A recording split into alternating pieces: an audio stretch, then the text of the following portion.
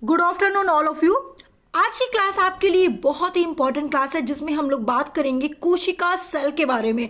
आप सभी को पता है कि ऑल एग्जाम के लिए अगर हम बात करें तो आपके कोशिका से सेल से क्वेश्चंस बहुत पूछे जाते हैं और बहुत ही इजी क्वेश्चंस पूछे जाते हैं। तो आइए हम देखते हैं कि किस टाइप के क्वेश्चंस हमारे एग्जाम में आने वाले हैं। तो वीडियो में लास्ट तक बने रहिए। Good morning all of you. आज की क्लास में हम डिस्कशन करने वाले हैं question number first. Question first है आपका डीएनए में होता है। सबसे पहले बात करते हैं डीएनए का फुल फॉर्म क्या होता है। डीऑक्सीराइबोन्यूक्लिक एसिड इसका फुल फॉर्म है जो यहाँ पे आपका लिखा हुआ है।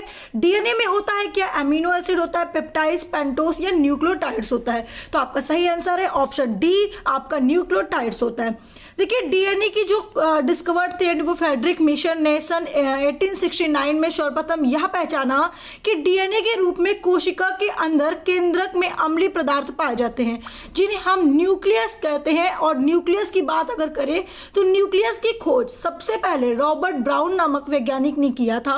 और न्यूक्लियस कोशिका का सबसे महत्वपूर्ण अंग माना गया है क्योंकि यदि आपकी कोशिका में केंद्रक नहीं होगा तो वो ब्रेन लेस कहलाएगा। इसलिए इसका सही आंसर है न्यूक्लियोटाइड्स।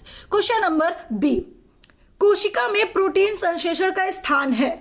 माइटोकॉन्ड्रिया, केंद्रक, राइबोसोम, केंद्रिकाएं। तो आपका सही आंसर है ऑप्शन बी, राइबोसोम। राइबोसोम का डिस्कवर्ड पैलाडे नामक वैज्ञानिक ने किया था। There are two types of ribosome, 70S ribosome होता है, 80S राइबोसोम होता है। अगर बात करें माइटोकॉन्ड्रिया का डिस्कवर्ड किसने किया था तो अल्टवॉन ने इसका डिस्कवर्ड किया था। बोले तो आपका कोलिकर ने इसे सार्कोसोम नाम दिया था। ठीक है। और अगर हम बात करें केंद्रिकाएं की तो जस्ट अभी बताया कि केंद्रक की खोज आपका रॉबर्ट ब्राउन ने किया था जो आपके सेल्स में प्रेजेंट होता है और सेल्स के सेंटर में होता है। अगर न्यूक्लियस नहीं होगा तो वो ब्रेन लेस कहलाएगा। ठीक है। आइए बात करते हैं नेक्स्ट। शिवेंडर ने इसे माइटोकॉन्ड्रिया नाम दिया था कि एक माइटोकॉन्ड्रिया है, सूत्र कणिका है। क्वेश्चन नंबर थर्ड, निम्नलिखित में से किसमें वास्तविक केंद्रक नहीं पाया जाता है। अब अगर बात करते हैं क्वेश्चन नंबर थर्ड के बारे में तो ऑप्शन आपका डी बिल्कुल करेक्ट है, बैक्टीरिया। देखिए बैक्टीरिया के बारे में अगर डिस्कवर्ड करें तो बैक्टीरिया का डिस्कवर्ड लीवेनहॉक ने किया था। स्टडी ऑफ फंगस की स्टडी आप कहाँ पे करते हो, माइकोलॉजी में।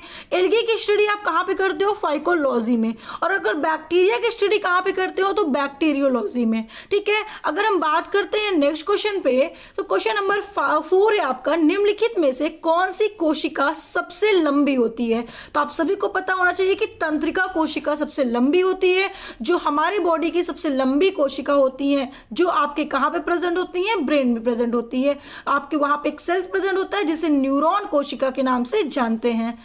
क्वेश्चन नंबर 5, राइबोसोम किसके बने होते हैं। तो राइबोसोम बच्चा आरएनए और प्रोटीन का बना होता है, सभी को पता है। ठीक है। तो आपका ऑप्शन नंबर सी बिल्कुल करेक्ट आंसर है। आरएनए का फुल फॉर्म क्या होता है, राइबोन्यूक्लिक एसिड, जो यहाँ पे लिखा हुआ है आप देख पा रहे हैं। ये आपका डीएनए का स्ट्रक्चर है, ये आपका आरएनए का स्ट्रक्चर है। तो आरएनए आपका किसका बना होता है, प्रोटीन का बना होता है। और आपका डीएनए आपका आरएनए और प्रोटीन का बना होता है। क्या बता रही, सॉरी बाय मिस्टेक, राइबोसोम पूछा है ना। राइबोसोम किसके बने होते हैं तो राइबोसोम जो होता है वो आरएनए और प्रोटीन के बने होते हैं। ठीक है। अगर प्रोटीन के बारे में बात करें तो प्रोटीन का डिस्कवर्ड सबसे पहले बर्जीनियस ने किया था। और आरएनए के बारे में बताया मैंने, राइबोन्यूक्लिक एसिड होता है। क्वेश्चन नंबर नेक्स्ट, कोशिका शब्द किसने दिया था। कोशिका शब्द की बात करें तो बच्चा को पता है कि रॉबर्ट हुक ने कोशिका का डिस्कवर किया था। अब अगर लीवेनहॉक की बात करें, रॉबर्ट ब्राउन की बात करें, फ्लेमिंग की बात करें तो ये तीनों आप मुझे आंसर देंगे कि ये जो वैज्ञानिक है किसने किसका डिस्कवर किया था, आप मुझे कमेंट करके बताइए। क्वेश्चन नंबर 7, लाइसोसोम आत्महत्या का थैली है क्योंकि उसमें क्या प्रेजेंट होता है। तो आपका आंसर होना चाहिए ऑप्शन ए, जल अपघटक एंजाइम। ठीक है। चलिए, लाइसोसोम को आत्महत्या थैली कहते हैं। क्यों, क्योंकि उसमें आपके एंजाइम प्रेजेंट होते हैं जिसकी वजह से वो आपके डैमेज सेल्स या डेड सेल्स को डाइजेशन करने में हेल्प करता है। क्वेश्चन नंबर 8, कोशिका का पावर हाउस कौन है। तो आप सभी को पता है कि कोशिका का पावर हाउस आपका आंसर होगा option number B, mitochondria. Mitochondria का डिस्कवर सबसे पहले किसने किया था, जस्ट अभी बताया आपको।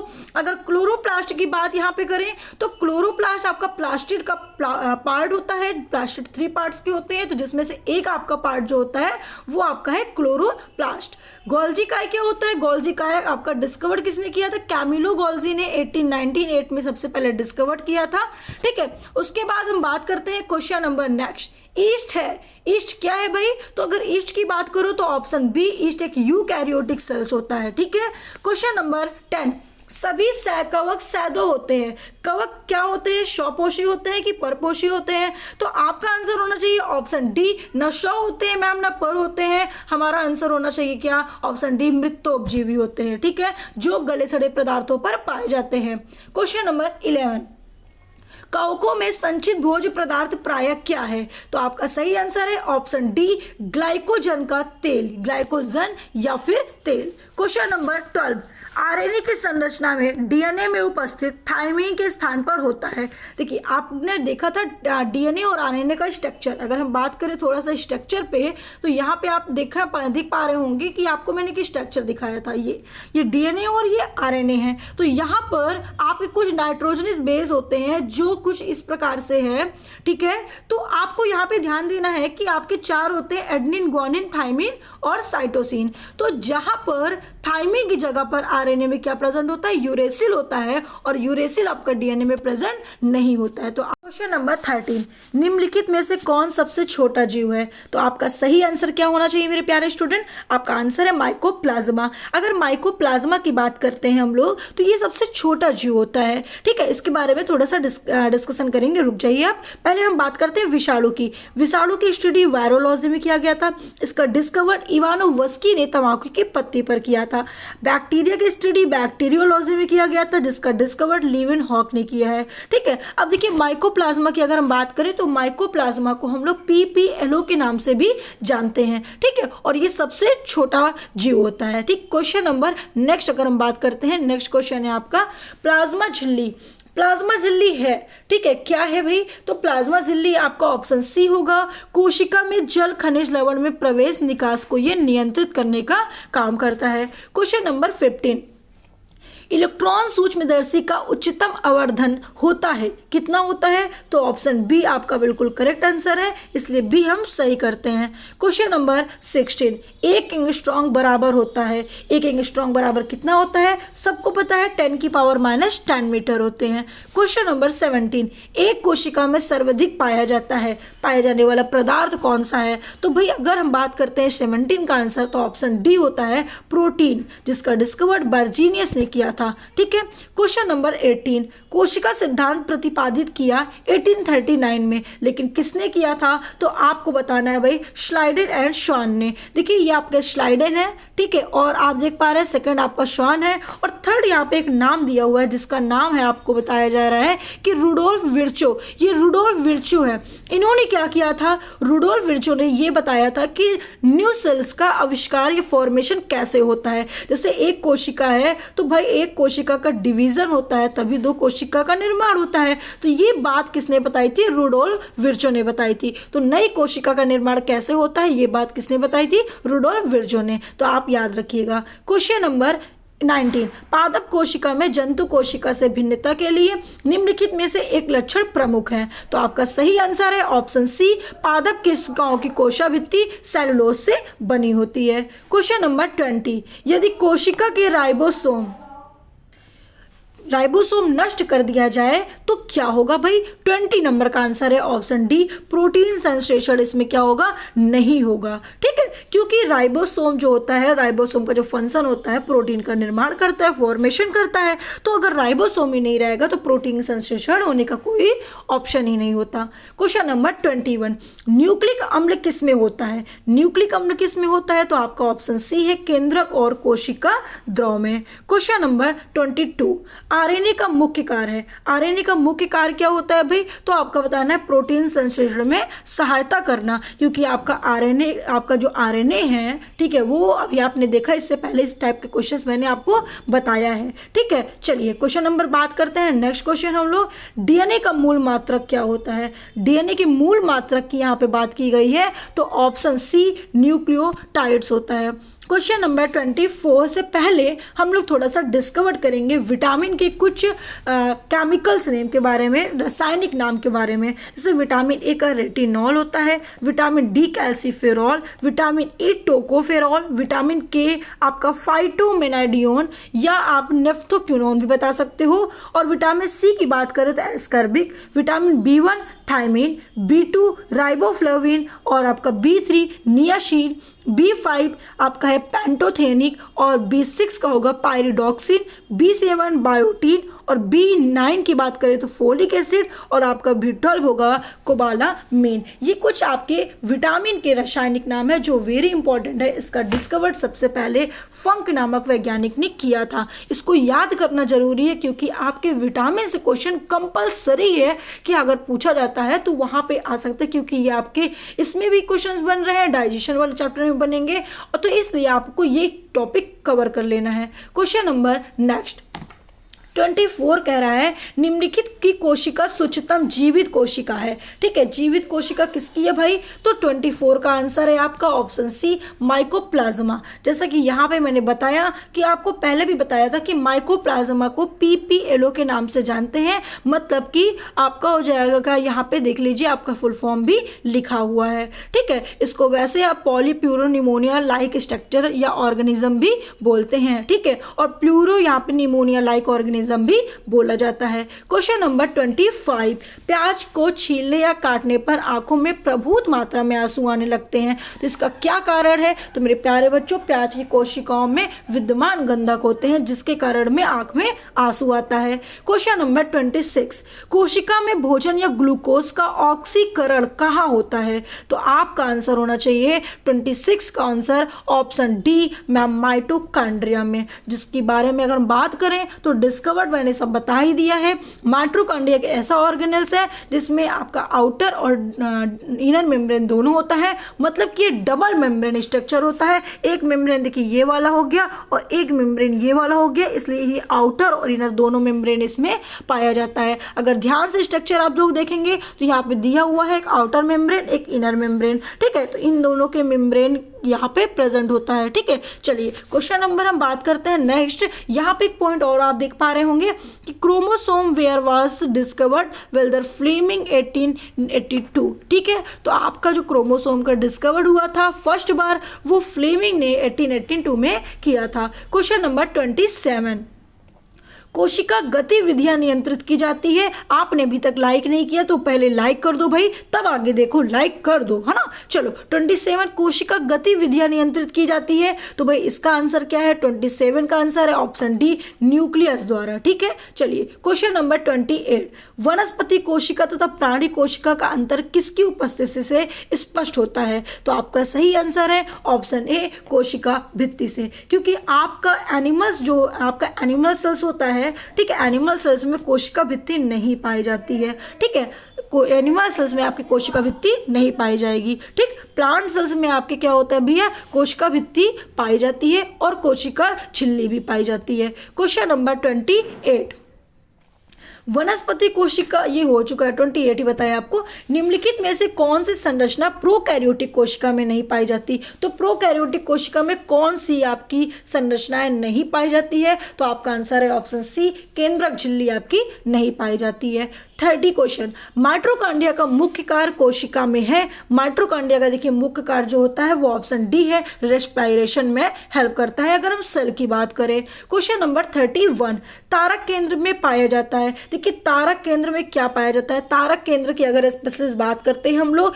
तो इसका आपका आंसर होगा ऑप्शन ए, ये प्राणी कोशिका में पाया जाता है तारक केंद्र। इसका देखिए ये जो होता है व्हील लाइक स्ट्रक्चर होता है, मतलब ये बैल की गाड़ी की संरचना, जो आपकी बैल की की पहिया होती है उनके संरचना, उसके स्ट्रक्चर की तरह इसका स्ट्रक्चर होता है, इसलिए इसे व्हील स्ट्रक्चर भी बोलते हैं। ठीक है, अगर तारक केंद्र की बात करें तो सबसे पहले इसका डिस्कवर आपका बावेरी ने किया था 1888 में किया था। ठीक है, चलिए क्वेश्चन हम नेक्स्ट बात करते हैं।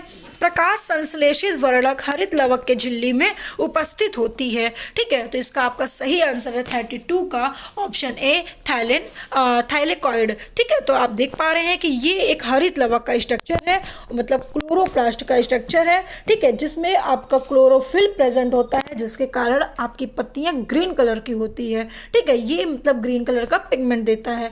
क्वेश्चन नंबर 33, जंतु कोशिका में निम्नलिखित में से क्या अनुपस्थित होता है? तो भाई ऑप्शन ए, सेलुलोज की कोशिका भित्ति। कोशिका भित्ति आपका एनिमल सेल्स में नहीं पाया जाता है, ओनली कोशिका झिल्ली सेल मेम्ब्रेन पाई जाती है।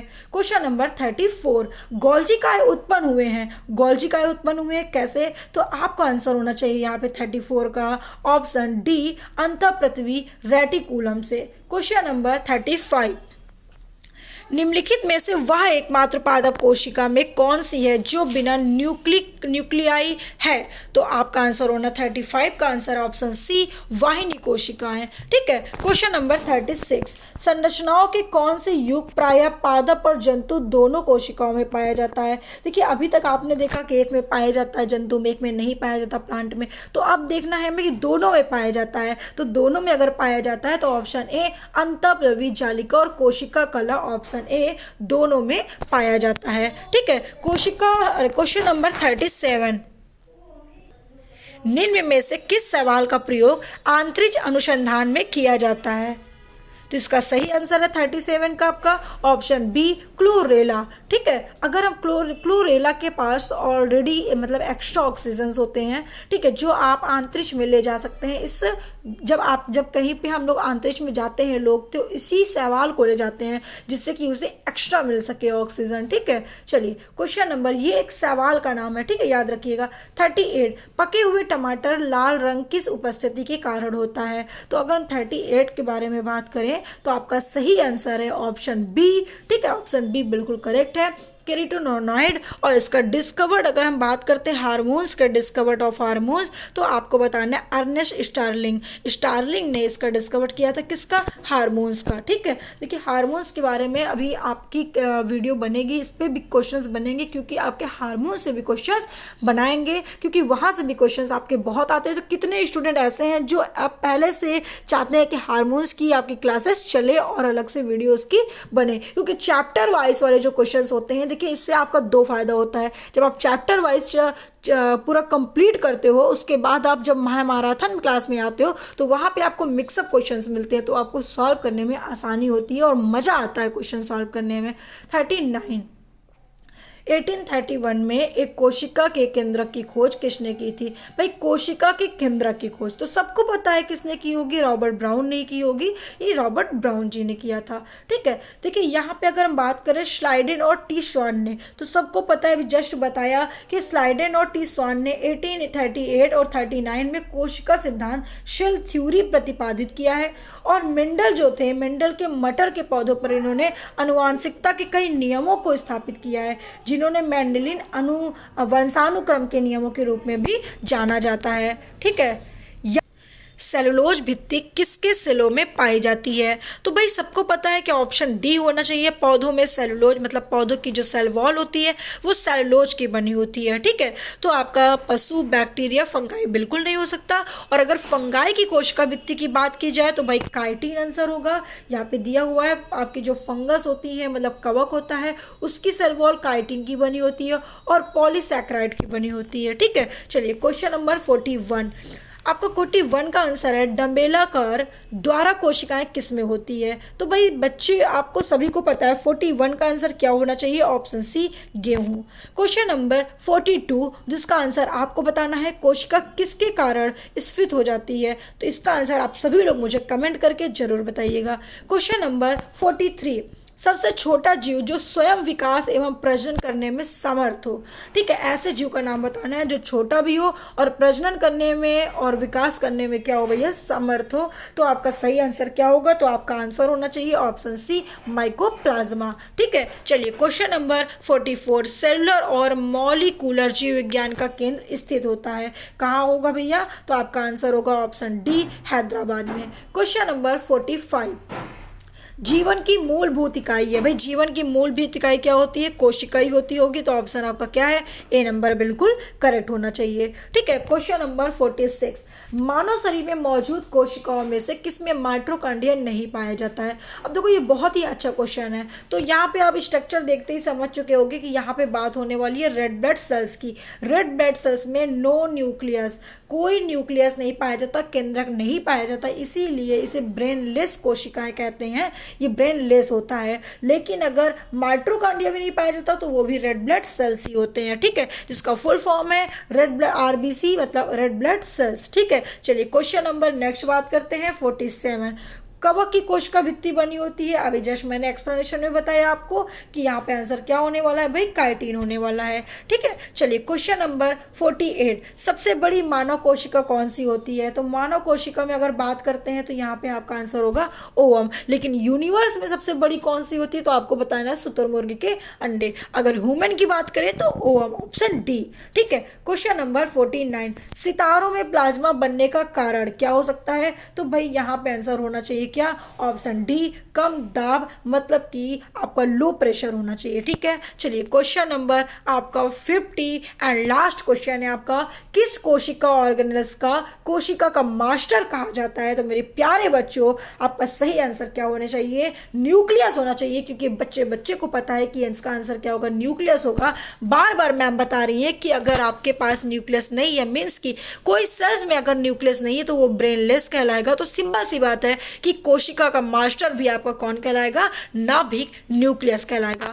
तो आज की क्लास मैंने आपको 50 क्लास सेल्स की बताई, जो आपके लिए बहुत इंपॉर्टेंट क्यूज थे। आप देख पा रहे होंगे कि ये सारे क्वेश्चंस आपके एग्जाम में बहुत बार पूछे गए हैं। और अगर आपने अभी तक वीडियो को लाइक नहीं किया, चैनल को सब्सक्राइब नहीं किया, पहली बार आए हमारे चैनल पे, तो भाई जल्दी से चैनल को सब्सक्राइब करके वीडियो को लाइक करके अपने सभी फ्रेंड्स को शेयर करो। बताओ कि यहाँ से पढ़ो, आपका सिलेक्शन पक्का होगा। अगर आपको रियली कुछ करना है, लाइफ में सिलेक्शन लेना है, तो ऑनलाइन स्टडी पॉइंट को, चैनल को सब्सक्राइब करके रखो। Okay, thank you.